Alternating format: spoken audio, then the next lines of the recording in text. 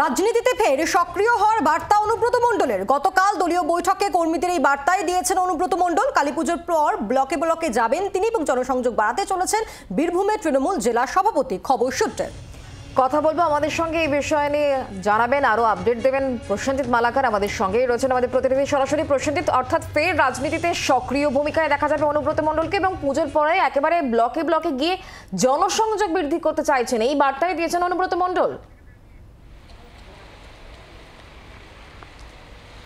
দেখো, একেবারেই তাই।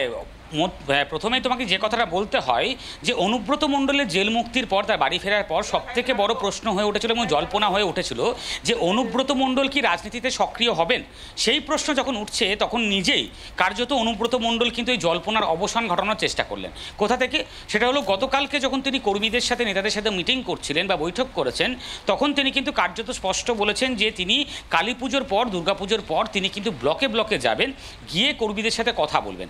অর্থাৎ রাজনীতিতে তিনি যে সক্রিয় হতে চলেছেন বা সক্রিয় হবেন সেটা তিনি কার্যত স্পষ্ট করে বুঝিয়ে দিয়েছেন। তার পাশাপাশি আরও একটা বিষয় এর মাঝে রয়েছে, তিনি আরও বলেছেন যে তিনি দৈনন্দিন বিকালবেলা করে বা সন্ধ্যেবেলা করে দৈনন্দিন তিনি কার্যালয়ে বসবেন, কর্মী নেতাদের সাথে কথা বলবেন। অর্থাৎ সেখানে দাঁড়িয়ে তিনি রাজনীতিতে একটা স্পষ্ট বার্তা দিয়েছেন, তিনি সক্রিয় হতে চলেছেন। ফলে একদিকে অনুব্রত মণ্ডলের রাজনীতিতে সক্রিয় হওয়ার বার্তা, অন্যদিকে রাজ্য নেতৃত্বের সূত্রের খবর যে কোর কমিটির জেলা পরিচালনা করা।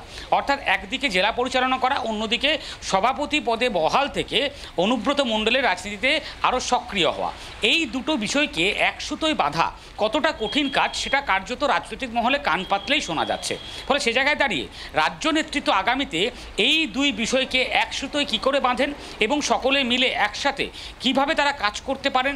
বীরভূম জেলায় তৃণমূল কংগ্রেস আগামী দিনে অনুব্রত মণ্ডল, কোর কমিটি একসাথে কিভাবে কাজ করবেন, এই বিষয়গুলোই কিন্তু সবথেকে বেশি দেখার বিষয়। এবং সবথেকে গুরুত্বপূর্ণভাবে অনুব্রত মণ্ডলকে নিয়ে যে প্রশ্নটা উঠে এসেছিল, যে বিষয়টা উঠে এসেছিল যে রাজনীতিতে অনুব্রত মণ্ডলের কার্যত এক কথায় বলা যেতে পারে ফেজ 2 দেখা যাবে কি যাবে না, সেই বিষয়ে কিন্তু কার্যত জল্পনার একটা অবসান কিন্তু অনুব্রত মণ্ডল ঘটিয়েছেন গতকালকের এই বৈঠকে বার্তা দিয়ে। সেটা বলার অপেক্ষা রাখে না এবং পরবর্তীতে রাজনৈতিকভাবে অনুব্রত মণ্ডল কতটা সক্রিয় আদতে হয়ে ওঠেন মুখে বলার পরেও সেটা কিন্তু অবশ্যই দেখার বিষয়। অবশ্যই সেদিকে আমাদের নজর থাকে। প্রসেনজিৎ, অনেক ধন্যবাদ। বাংলার আওয়াজ, বাঙালির আবেগ, জি 24 ঘন্টা।